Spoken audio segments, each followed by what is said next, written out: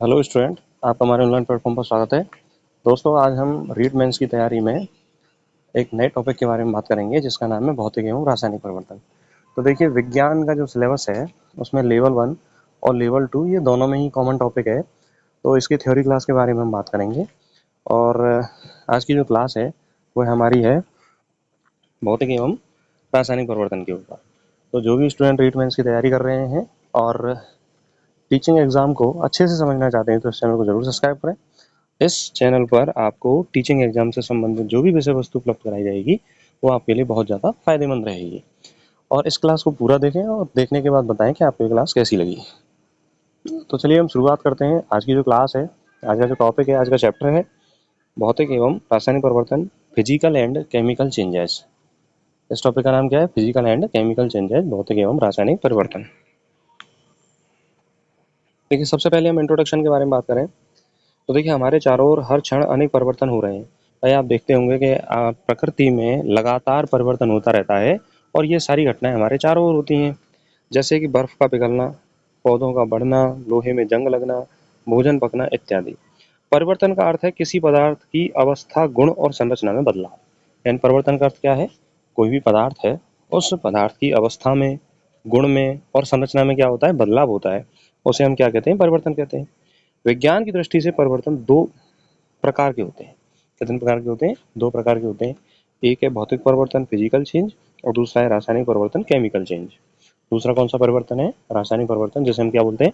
Chemical change. तो देखिए, ये क्लास जो है वो दोनों लेवल के स्टूडेंट के लिए उपयोगी है, चाहे वो लेवल 1 है और चाहे वो लेवल 2 है, क्योंकि ये क्लास जो है वो सिलेबस में दोनों में कॉमन टॉपिक है। तो दोनों ही स्टूडेंट इसको पढ़ सकते हैं साइंस में। आगे हम बात करें भौतिक परिवर्तन के बारे में, क्योंकि साइंस में परिवर्तन कितने प्रकार के होते हैं? दो प्रकार के। एक परिवर्तन हुआ आपका भौतिक परिवर्तन और दूसरा परिवर्तन हुआ रासायनिक परिवर्तन। फिजिकल चेंज के बारे में बात करें तो इसकी परिभाषा के बारे में बात करें कि ऐसा परिवर्तन जिसमें पदार्थ के केवल भौतिक गुण। अब भौतिक गुण से अर्थ क्या होगा? आकार, रूप, रंग, घनत्व, अवस्था बदले, परंतु उसकी रासायनिक संरचना यानी केमिकल कंपोजिशन वही रहे, उसे भौतिक परिवर्तन कहते हैं। यानी ऐसा परिवर्तन जिसमें भौतिक गुणों में बदलाव हो। भौतिक गुणों से आशय क्या है? आकार है, रूप है, रंग है, घनत्व है, अवस्था है, इनमें परिवर्तन हो, लेकिन रासायनिक रूप से वह पदार्थ वही हो, तो उसे हम क्या बोलते हैं? भौतिक परिवर्तन। भौतिक परिवर्तन की प्रमुख विशेषताएं क्या होती हैं? देखिए, पहली विशेषता है कि रासायनिक संरचना अपरिवर्तित रहती है, यानी रासायनिक गुण उसके क्या है? बदलते नहीं है। आमतौर पर पलटने योग्य होते हैं, रिवर्सिबल होते हैं। कैसे होते हैं? रिवर्सिबल, के पुनः उसी अवस्था को लाया जा सकता है और कोई नया पदार्थ नहीं बनता। ये प्रमुख विशेषताएं पाई जाती हैं भौतिक परिवर्तन में, कि कोई नया पदार्थ नहीं बनता, यह उत्क्रमणीय होते हैं, पलटने योग्य होते हैं, रिवर्सिबल होते हैं, और रासायनिक संरचना कैसी रहती है? अपरिवर्तित रहती है, उसमें कोई भी बदलाव नहीं होता है।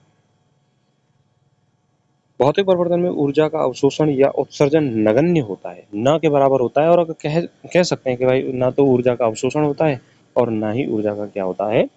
आ, उत्सर्जन होता है। केवल भौतिक अवस्था ठोस, द्रव, गैस आकृति बदलती है, या उसकी आकृति बदलती है। यानी कि भौतिक अवस्था है ठोस, द्रव, गैस। जैसे बर्फ के रूप में आप देखते हैं कि भाई, बर्फ जो है वो पानी है, जम जाता है तो ठोस बन जाता है, फिर पिघल कर वह द्रव बन जाता है, और फिर उसके बाद वह, अगर उसको ऊष्मा दी जाती है तो वो वाष्प में बदल जाता है, गैस में बदल जाता है। एक कॉमन उदाहरण है। या फिर किसी चीज की क्या है? आकृति बदल, जैसे लोहे की रॉड को गर्म करके उसको किसी निश्चित आकृति में बदल देना, तो वह भी क्या है? भौतिक परिवर्तन का उदाहरण है। अब देखिए, भौतिक परिवर्तन के उदाहरण के बारे में हम बात करें, बर्फ का पानी में और पानी का वाष्प में बदलना क्या है? भौतिक परिवर्तन है। नमक या चीनी का पानी में घुलना, नमक या चीनी का पानी में घुलना भी क्या है? भौतिक परिवर्तन है, क्योंकि बाद में हम पानी से नमक को या चीनी को अलग कर सकते हैं। कागज या लकड़ी का काटना, भाई कागज को काट दिया तो कट के उसकी आकार में ही तो परिवर्तन हुआ, लेकिन रासायनिक अवस्था तो वही बनी रहती है। धातु का पिघलना, धातु पिघलकर वह द्रव अवस्था में आ जाती है, लेकिन वह रहती तो रासायनिक रूप से धातु ही है। और पानी का उबलकर वाष्प में बदलना, ये सब किसके उदाहरण है? भौतिक परिवर्तन के उदाहरण है। अब जैसे लोहे की रॉड का गर्म करके लाल रंग में परिवर्तित हो जाना, लेकिन भले ही रंग लाल है, लेकिन रासायनिक रूप से वह क्या है? लोहा ही है, तो इसीलिए वह कैसा है? भौतिक परिवर्तन है। बल्ब का जलना, अब बल्ब में कौन सा? टंगस्टन का तंतु होता है, जब बल्ब जलता है तो उसमें जो तंतु है वो तब भी टंगस्टन का रहता है, लेकिन बल्ब का जलना भी क्या है, भौतिक परिवर्तन का उदाहरण है। तो इस तरह से आप देख सकते हो कि कोई नया पदार्थ ना बने, वह पुरानी अवस्था रासायनिक रूप से वही रहे, तो वह परिवर्तन कैसा होता है, भौतिक परिवर्तन होता है। एग्जाम्पल के अकॉर्डिंग आपको ये आंसर देना है। जरूरी नहीं है कि ये जो एग्जाम्पल आपको मैंने बताए यही पेपर में आएंगे, इनसे मिलते जुलते एग्जाम्पल आ सकते हैं। बस आपको वहाँ ये देखना है कि कोई नया पदार्थ बना या नहीं बना। अगर नया पदार्थ नहीं बनता है तो वह परिवर्तन हमेशा क्या होगा, भौतिक परिवर्तन होगा। और यदि नया पदार्थ बनता है तो वो कैसा होगा, रासायनिक परिवर्तन। अब देखिए अगला जो परिवर्तन है वह है रासायनिक परिवर्तन, केमिकल चेंज।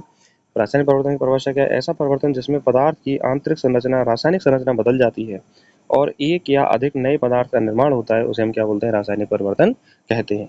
और रासायनिक परिवर्तन की प्रमुख विशेषताएं क्या हैं, मूल पदार्थ की रासायनिक संरचना क्या होती है, बदल जाती है। यानी मूल पदार्थ मूल रूप में न रहकर किसी अन्य पदार्थ का क्या करता है, निर्माण करता है।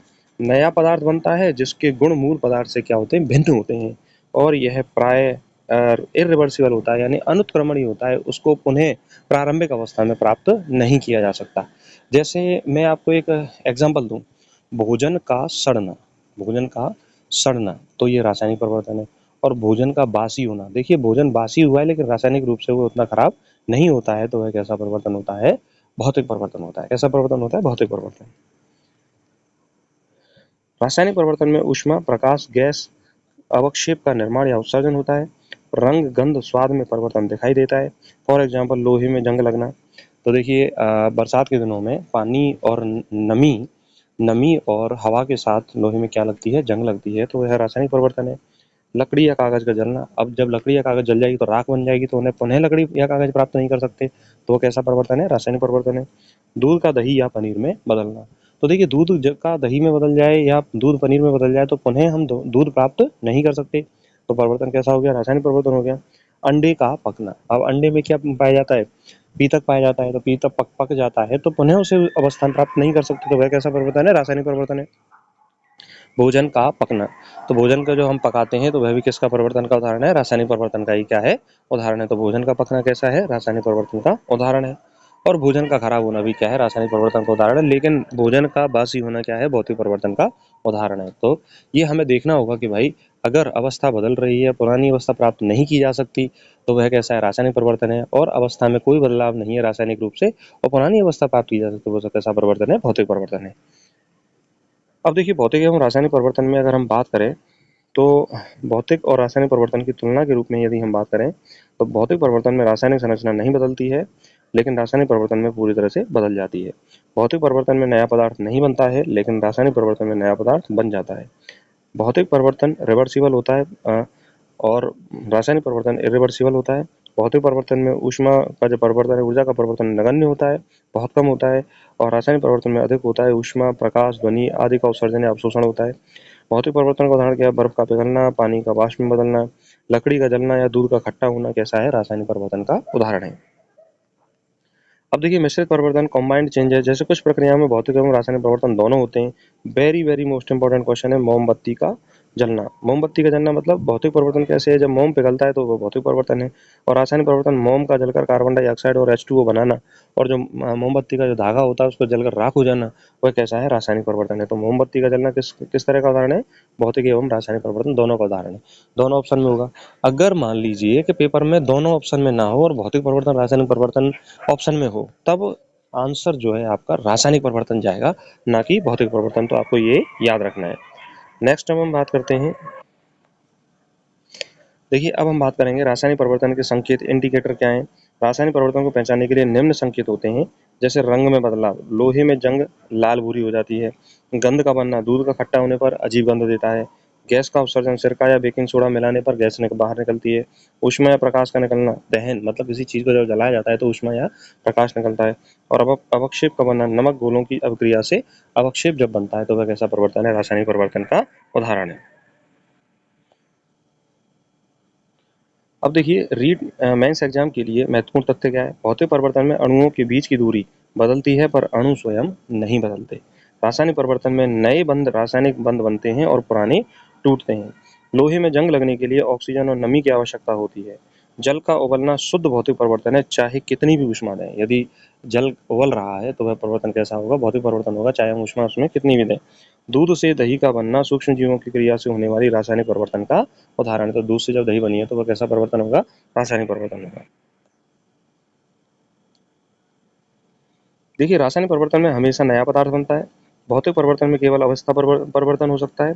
लोहे में जंग लगना ऑक्सीजन व जल वाष्प की उपस्थिति में होता है। मोमबत्ती जलने पर दोनों परिवर्तन होते हैं। ये इंपॉर्टेंट है, परीक्षा में पूछा जाता है। जैसे कि मोम का पिघलना भौतिक परिवर्तन है और मोम का जलकर CO2 व जल वाष्प बनाना रासायनिक परिवर्तन है। बर्फ पिघलने और पानी उबलने जैसी अवस्थाएं पुनः प्राप्त की जा सकती हैं। दही जमने और अंडा पकने जैसे परिवर्तन स्थायी और रासायनिक परिवर्तन के उदाहरण है। तो भाई अंडे का पक गया, दही जमा, तो वह कैसा परिवर्तन हो गया? रासायनिक परिवर्तन हो गया।